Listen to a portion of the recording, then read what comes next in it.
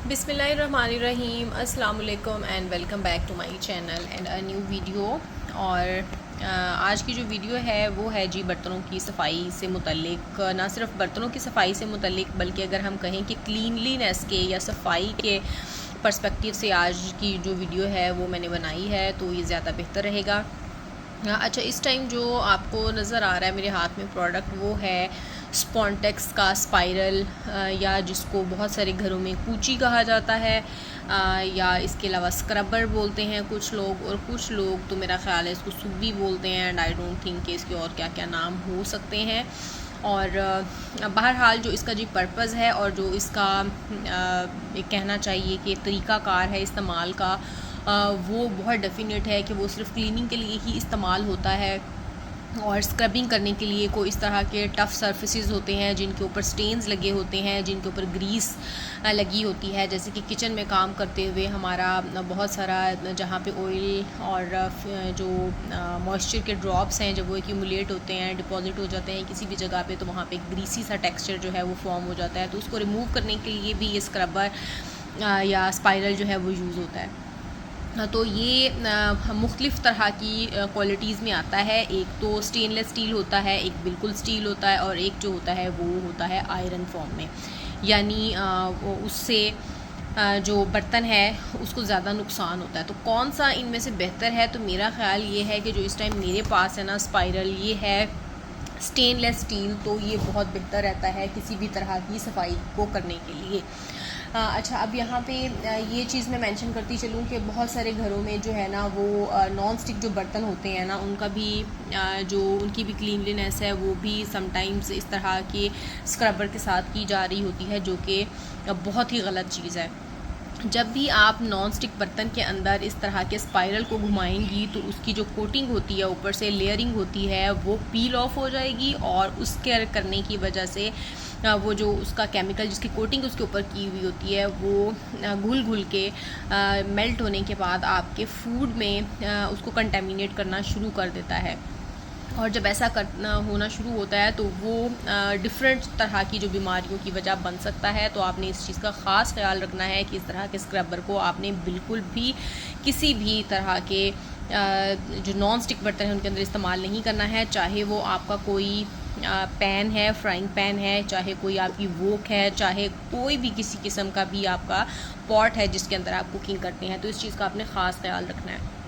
बाकी अगर हम बात करें तो जैसे स्टेनलेस स्टील के बर्तन होते हैं, या और डिफरेंट हमारे पास एलुमिनियम के बर्तन होते हैं, उनके ऊपर आप इसका इस्तेमाल बिल्कुल कर सकते हैं। और जिस तरह से आजकल के जो ग्लास फॉर्म में बर्तन भी पायरेक्स के आ रहे हैं, उन पे भी आप एहतियात करेंगे कि आप इनको यूज़ ज़्यादा नहीं करेंगे स्क्रबर को, क्योंकि उसमें भी फिर ख़तरा होता है कि स्क्रैचेस जो है ना इस स्पाइरल की वजह से आ जाते हैं। तो किसी भी इस तरह के महंगे बर्तन को या सर्विंग आपकी जो डिशेस होते हैं उनमें आपने ख्याल करना है कि इसको ज़्यादा रगड़ रगड़ के इस्तेमाल नहीं करना है। या अदरवाइज़ भी अगर आपका कोई भी सरफेस है जो कि आपको लगता है कि थोड़ा सा शाइनी है और थोड़ा सा जो कहना चाहिए कि अच्छा है, अच्छे वाला है, यानी महंगे वाला है, तो आपने उसका इस्तेमाल नहीं इसका इस्तेमाल उसके ऊपर करना है। बाकी इसकी जो बैक पे इंफॉर्मेशन दी हुई है वो हम थोड़ी सी देख लेते हैं कि क्या है। एक तो जी ये स्टेनलेस स्टील स्पाइरल है, जले हुए खानों को और चिकनाहट को दूर करता है, पायदार है,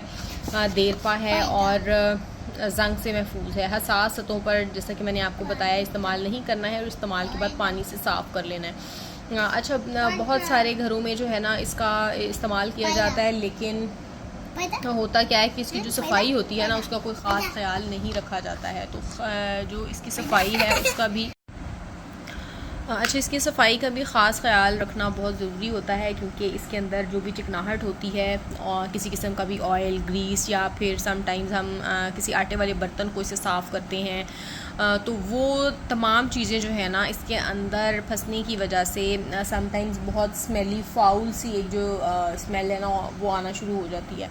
तो उसको ख़त्म करने के लिए इसकी सफाई का ख़ास ख्याल रखना ज़रूरी है। उसके लिए डिफरेंट तरीके हो सकते हैं, जैसे कि आप अपने घर में बाकी चीज़ों को भी क्लीन करती हैं तो उसमें फिर इस चीज़ को भी मेक श्योर करें कि गर्म पानी में थोड़ा सा जो डिश वॉश लिक्विड है उसको डाल के भी इसको साफ़ किया जा सकता है। और अगर इसके अंदर आपको फ़ील हो रहा है कि ये बहुत ग्रीसी हो रही है ये स्क्रबर, तो उसके लिए फिर आप थोड़ा सा मीठा सोडा भी उसके साथ डालेंगे और विनेगर डालेंगे अपने डिश वॉशिंग लिक्विड के साथ। गर्म पानी में जब आप इसको डाल के थोड़ी देर के लिए डिप करके रख देंगे तो इटसेल्फ वो जो सारी ग्रीस है ना, तो वो सोडे की वजह से वो सारी उसके अंदर से निकल जाएगी। तो इस चीज़ का भी हमने डिस्कस कर लिया कि किस तरह से इसको साफ़ किया जा सकता है। बाकी इसको रिप्लेस करने की जहाँ तक बात है ना, तो मेरा ख़्याल है कि depending on the use of the sponge, sponge तो नहीं है ये, जिस तरह से नेट कहेंगे इसको या स्पाइरल कहेंगे, तो इसको रिप्लेस करना भी बहुत ज़रूरी है। कुछ घरों में ये 6-6 महीने जो है ना वो एक ही ये स्क्रबर चलता रहता है, जो कि बहुत ही गलत चीज़ है, क्योंकि इसके अंदर जो छोटी छोटी से पोर्स हैं या नेट जो इसकी बनी हुई है ना, उसके अंदर काफ़ी ज़्यादा बैक्टीरिया जमा हो सकते हैं। अगर तो आप इसकी बहुत अच्छी सफाई रख रहे हैं तो फिर बहुत अच्छी बात है, लेकिन फिर भी मैं कहूँगी कि इसको आप वही बात आ जाती है कि आप अपने यूज़ के अकॉर्डिंग 15 दिन 1 महीना कम से कम, इससे ज़्यादा प्लीज़ इसको मत यूज़ किया करें, क्योंकि इसके अंदर बहुत ज़्यादा जो है जर्म्स या बैक्टीरियाज़ वगैरह शामिल हो सकते हैं। और हम इसको क्योंकि अपने बर्तनों की सफाई के लिए इस्तेमाल कर रहे होते हैं, तो फिर ऐसा होता है कभी कभार के बजाय इसके कि हमारे बर्तन साफ़ होने के उनके अंदर बैक्टीरियाज़ आना शुरू हो जाते हैं, और फिर हमें समझ नहीं आती कि हम तो खाना भी बहुत अच्छे तरीके से बना रहे हैं और बहुत ही सफाई सुथराई से बना रहे हैं, लेकिन ये जर्म्स जो हैं वो कहाँ से आ रहे हैं, तो वो एक्चुअली इन टूल्स के इस्तेमाल की वजह से कहीं ना कहीं से पहुंच जाते हैं हमारे खाने तक। तो इस चीज़ का भी हमने ख़ास ख्याल रखना है। अच्छा, ये स्पॉन्टेक्स का है ये स्क्रबर जो है, और इसके अंदर 2 स्पाइरल्स हैं, ideal for heavy duty cleaning. और इसके अलावा जो किचन में सर्फेसिस होती है ना मार्बल वगैरह की या उस पर, तो वो भी आप इसकी हेल्प से इसको साफ़ कर सकते हैं। आपके चूल्हे होते हैं आप उनको साफ़ कर सकते हैं। लेकिन मेरे साथ एक बैड एक्सपीरियंस ये हुआ था कि मैंने एक दफ़ा मेरा ग्लास का जो था स्टोव, तो उसको जब मैंने साफ़ करने की कोशिश की बहुत ज़्यादा हार्ड तरीके से, तो फिर इससे थोड़े बहुत स्क्रैचेस आ गए थे। तो ग्लास सर्फेस के ऊपर आपने थोड़ा सा केयरफुल होकर इसको यूज़ करना है। बाकी जो चिकनाई काटने के लिए अगर आपको कोई बहुत अच्छी चीज़ चाहिए तो वो मीठा सोडा है। अगर आप मीठा सोडा किसी भी इस तरह की ग्रीसी सरफेस के ऊपर थोड़ा सा स्प्रिंकल कर देंगी या पानी के अंदर डाल के उसको पहले थोड़ी देर के लिए छोड़ देंगी, तो बहुत आसानी से फिर आप उसको रिमूव कर सकती हैं उस ग्रीस को। और इसकी प्राइस जो है वो आई थिंक कुछ, अगर मुझे थोड़ी याद हो तो वो 150 रुपीज़ तक थी, या इससे थोड़ी सी ज़्यादा होगी, बट अंडर 200 ही इसकी प्राइस जो है वो थी। और बाकी इसका आप देख सकते हैं कि इसका डिस्ट्रीब्यूशन कौन करता है, तरसील प्राइवेट लिमिटेड, और इसका जो बार कोड है वो भी यहाँ पे दिया हुआ है। और जी, उम्मीद करती हूँ कि आज का जो रिव्यू है और इन्फॉर्मेशन है जो मैंने आप लोगों के साथ शेयर की आप लोगों को पसंद आई होगी। अगर पसंद आई है तो मेरे चैनल को लाइक शेयर एंड सब्सक्राइब करिए और बहुत सारा ख्याल रखिए। मिलती हूँ अगली वीडियो में, तब तक के लिए मुझे इजाज़त दीजिए। अल्लाह हाफिज़।